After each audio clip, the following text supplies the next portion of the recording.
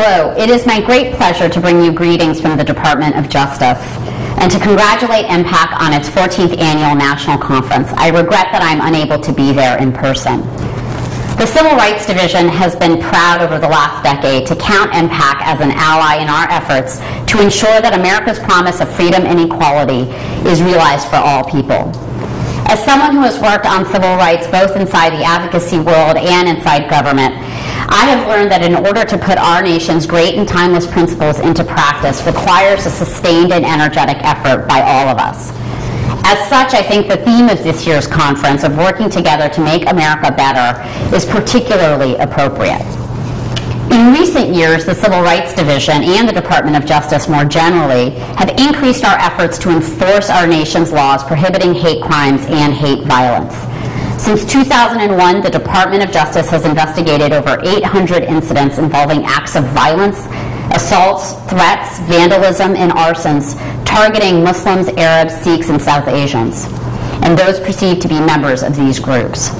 For example, through MPAC, we learned about a woman who received an anonymous note at work from a coworker threatening her and her children with violence simply because she was Muslim. After great fieldwork by the FBI, we were able to convict the perpetrator of a hate crime. As many of you know, not all instances of hate violence make the headlines, which is why it is critical that the government maintains lines of communication with the community so that these crimes can be identified and so that perpetrators can be brought to justice. Martin Luther King once said, "The law cannot make a man love me, but it can stop him from lynching me," and I think that is pretty important. We at the Department of Justice recognize that it is our responsibility to ensure that our civil rights laws are enforced in a fair, just, and equal manner.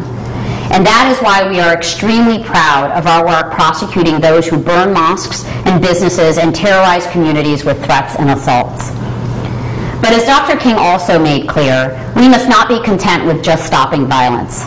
We must work together to build a society where people of all races and religions are treated with human dignity and respect, where we are truly one nation under God. Tonight you will hear the inspiring story of Rais Boyan, a Bangladeshi Muslim man who was shot in the face by a white supremacist in the vicious hate crime just days after 9/11. Rais' story, powerful story of forgiveness and hope for overcoming hate, is an inspiration. And his tireless work fostering understanding and peace honors Dr. King's legacy. The Department of Justice has worked to identify and correct misleading and inaccurate information about Islam and Muslims in law enforcement training materials. We know from experience that ignorance leads to mistrust, but understanding builds bridges. We also remain hopeful that our work in enforcing civil rights laws can help break down barriers to people working, living, and going to school together. For example, recently the Civil Rights Division has brought and won cases around the country where Muslim communities sought the basic right to build a place of worship, but were met with community opposition based on fear and suspicion.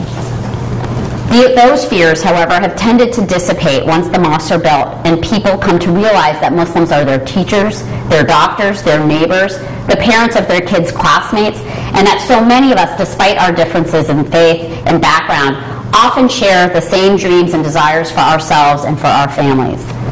Of course, there remains much work to be done in protecting civil rights and also in building community and displacing ignorance with understanding.